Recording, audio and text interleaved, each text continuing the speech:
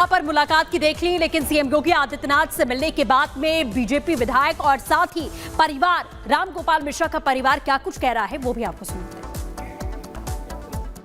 पूरे जिले में स्थिति नहीं उत्पन्न हुई, अगल बगल के गांवों में स्थिति उत्पन्न हुई और उसके पीछे जो अधिकारी थे उनको दंडित किया जा चुका है। जांच हो रही, जो शेष बचे हैं उनको भी बहुत जल्द ही दंडित किया जाएगा। बातचीत जो हमें कहना था उनसे हमने उनसे कहा, जो उन्हें सुनना था उन्होंने सुना। क्या कुछ कहा आपने? अब इतना हम वैसे बहुत परेशान हैं, जो आपसे बता पा रहे हैं उसके लिए उतना सुनिए आप। हम वैसे बहुत कार्रवाई उन्होंने कहा है कि जो दोषी हैं उन्हें सजा मिलेगी, ठीक है, और उन्हें सजा मिलनी भी चाहिए। क्या इनकाउंटर की भी आप बता रहे थे? हमने तो बहुत मांग की है, जो पूरी हो जाए। क्या क्या हमने तो इनकाउंटर की मांग की है सीधे, ऐसे जैसे मारा गया बेदर्दी के साथ, ऐसा तो जानवर ही कर सकते हैं, इंसानों की बस की बात नहीं है।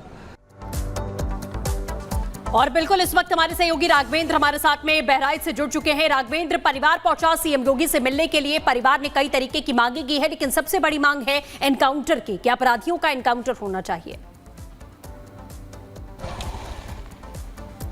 बिल्कुल आपने सही कहा, और यह मांग आज से नहीं, मुख्यमंत्री से वही मांग की गई जो पीड़ित परिवार पिछले 2 दिन से कर रहा है। यानी कि उस रात को जब हत्या हुई, जब हम लोग परिजनों के पास पहुंचे और जब परिजन से पूछे कि ये जो घटना हुई आप क्या चाहते हैं, तो उन्होंने साफ बात कही कि जैसे मेरे बेटे, जैसे मेरे भाई के साथ जो घटना हुई, अपराधियों के साथ भी वैसे ही घटना होनी चाहिए। यानी जिस तरह से उसका खून किया गया है, खून का बदला खून से। आज भी हाथ जोड़ के मुख्यमंत्री के सामने वो पीड़ित परिवार वही मांग रख रहा था जो मांग वो पहले रख चुका है। नहीं उसने कहा कि हमें कोई धन दौलत संपत्ति की इस समय मोह माया नहीं है। इस समय जैसे हमारे 20 वर्षीय युवा पुत्र की हत्या की गई, 2 महीने पहले उसकी शादी हुई थी, जिस तरह से उसके पत्नी से मुंह से आवाज तक नहीं निकल रही थी, अपनी बात भी नहीं कह पा रही थी, आखिर वही बात मुख्यमंत्री के सामने कही गई और मुख्यमंत्री भावुक हुए। इन सब पूरे क्षण के गवाही रहे, मुख्यमंत्री गवाह रहे और ये सब बातें सुन के वो काफी वेदना में दिखे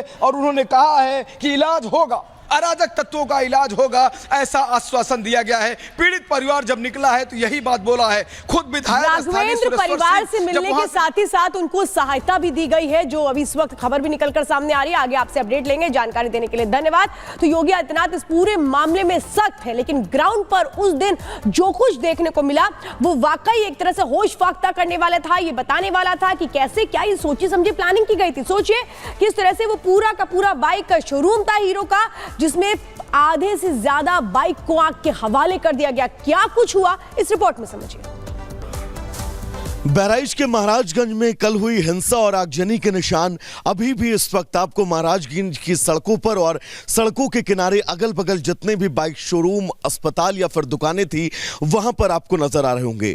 दरअसल महाराजगंज के इस मेन बाजार से ठीक पहले जो हीरो का शोरूम था, उस पूरे बाइक शोरूम को कल आग के हवाले कर दिया गया था। और आप इस बाइक शोरूम के बाहर की अगर तस्वीर देखें तो बाहर आपको देख सकते हैं कि जितनी भी गाड़ियां थी उन सभी गाड़ियों को यहां पर आग के हवाले कर दिया गया। अगर आप मेरे विजय पंकज आपको इसका फ्रंट व्यू दिखा पाए तो आप देखिएगा इस हीरो एजेंसी के फ्रंट व्यू के जरिए आप समझ सकते हैं कि इस एजेंसी के बाहर पूरी तरह से जितने इसके ग्लोशाइन बोर्ड थे और इसका जो शटरिंग का था, ये सब कुछ जो है वो आग के हवाले कर दिया गया। और आप देख सकते हैं नीचे ये बोर्ड जो है वो जले हुए पड़े हुए हैं। मेरे विजय पंकज अगर एक बार अंदर आकर आपको तस्वीर दिखा पाए, क्योंकि अंदर की तस्वीरें जो है वो वाकई ये दिखाने के लिए काफी है कि कल जब यहां पर उपद्रवी पहुंचे और यहां पर जब कल आगजनी की गई तो कैसे बाइक का ये पूरा शोरूम जो है वो जलकर राख हो गया। आप देखिएगा तकरीबन इस शोरूम के अंदर 50 बाइकें जो हैं वो उस वक्त खड़ी हुई थी और इन 50 बाइकों को आग के हवाले कर दिया गया।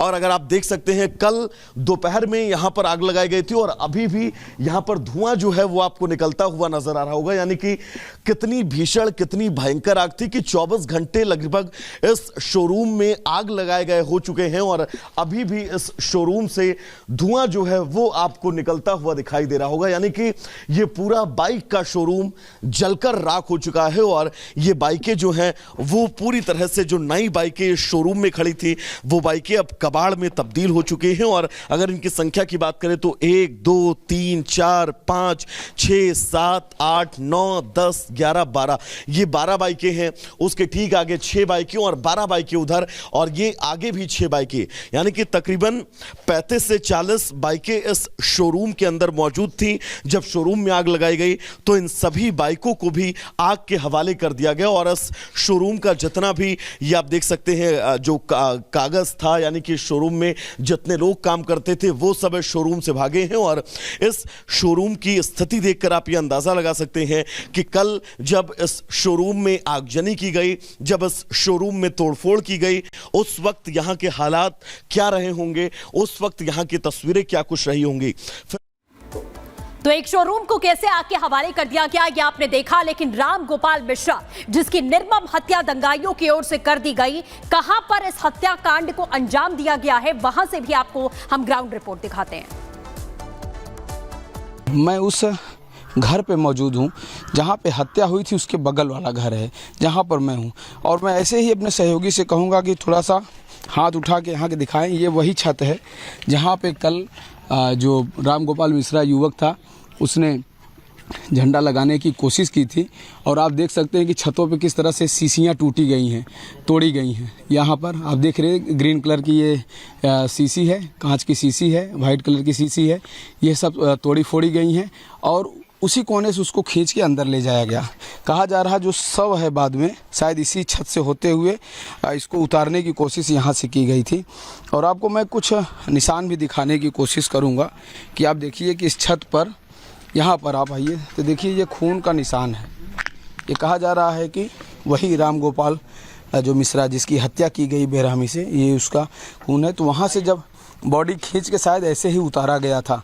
तो हमारे साथ एक यहाँ पे इस जो मकान के मालिक हैं वो भी हैं, उनसे भी हम जानना चाहेंगे कि दादा कल जब ये सब घटना हुई तो आप यहीं पे थे, कहीं बाहर थे? हम लखनऊ दवा लेने के लिए 3 बजे आए हैं। दिन में 3 बजे आए थे। हाँ। और उसके बाद जब यहाँ पर घटना हो गई, पथराव हो गया था, तब हमारे घर में भाई पुलिस और रहेगा कि वो रेहुआ के जो राम गोपाल थे वो अंदर मौजूद थे। हम तो कहीं अंदर जाए दो, हम कहें जाओ हमारे घर में, भाई कोई दिक्कत नहीं है तो जाओ। कहीं हमका झंडा आज उतारे के, तुम कहीं उतारो जाए कि नहीं, कहीं आप लोगों के लिए हम अच्छा ही करने आए हूँ। हम तो 3 किलोमीटर हुआ था। कल क्या हुआ था यहाँ पे?